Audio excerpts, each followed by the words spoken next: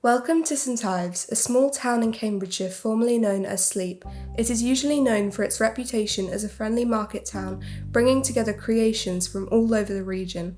The calm and quiet atmosphere of the town has a raging history behind it, including the influence of Oliver Cromwell during the Civil War and a few plane crashes here and there. All of this has been frozen in time in the Museum of Huntingdonshire, the Norris Museum, and we hope to summarise the vast amount of information stored inside it in this short film of the history of St Ives.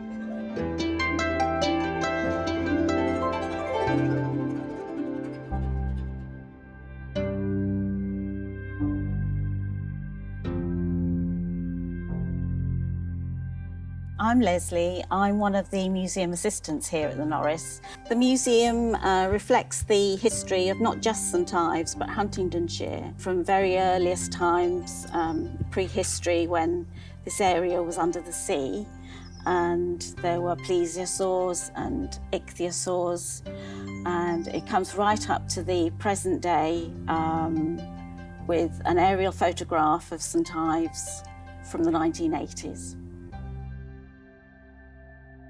When the Anglo-Saxons began to arrive in England in 400 AD, a church and small village were built next to the River Great Ouse. The name of the village was Sleep, which might mean crossing place or slippery place. During the year 1001, some bones were found which are believed to be the bones of St Ivo. Lots of people began to visit the village and the church because of this discovery. In 1110, a fair began, granted by King Henry I, and it lasted for a week after Easter. It became one of the most important fairs in England. St Ives has a famous weekly fair which began in 1200 and is still held to this day. A cattle market was opened in 1886, but today it is a car park and a bus station. The village grew slowly over the centuries to become the large town that it is today, going from 52 men, not including women and children, in 1086 to 17,022 in 2020.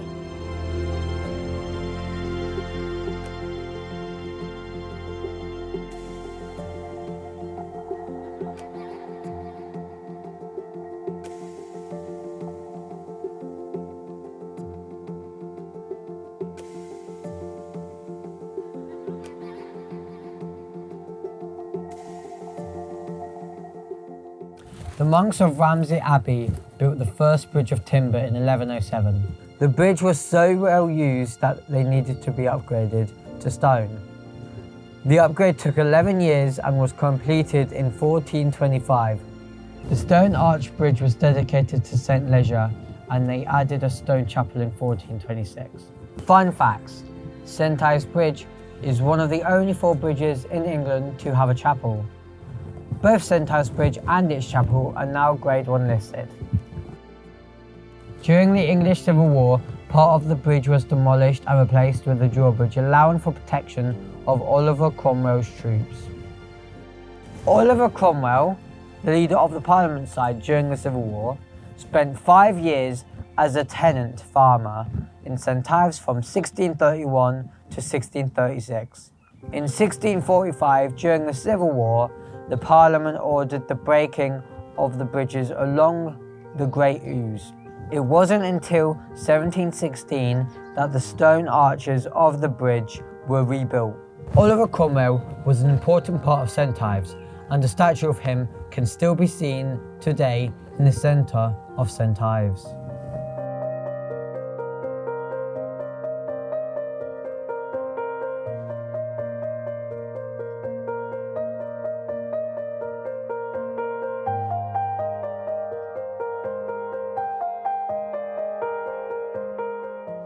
In 1689, the Great Fire of St Ives destroyed 122 houses. It was a very serious fire. It destroyed half the town. It started in White Hart Lane, which is where the White Hart pub is now, and it continued right the way through to Bridge Street. So the town was practically devastated. Damage was around £13,000. The fire was large and spread to many places due to the wind. In order to stop the spread, they collapsed houses and buildings.